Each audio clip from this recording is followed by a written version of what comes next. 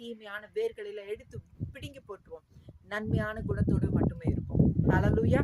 So இந்த இடத்துல ஏவாள் மட்டும்தான் பனிஷ்மெண்ட் வாங்கியிருக்கணும். ஆனா என்ன பண்ணிட்டா? அந்த கனியை கொண்டு போய் கொடுத்துட்டா. அந்த மனுஷனை என்ன பண்ணிட்டா? வாங்கி நல்லா கவனிக்கணும். அப்பொழுது அவர்கள் இருவருடைய கண்களும் திறக்கப்பட்டது. அவர்கள் தாங்கள் நிர்வாணிகள் என்று அறிந்து அத்தி இலைகளை தைத்து தங்களுக்கு அரைக்கச்சைகளை உண்டு பண்ணினார்கள்.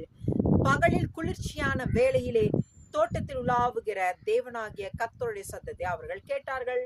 அப்பொழுது ஆதாமும் அவன் மனைவியும் தேவனாகிய கர்த்தருடைய சந்நிதிக்கு விலகி தோட்டத்தின் விருட்சங்களுக்குள்ளே ஒளிந்து கொண்டார்கள்.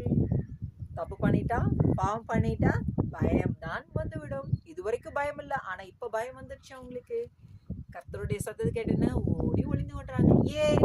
அவர்கள் தவறு செய்து விட்டார்கள். இதே விஷயம் தானே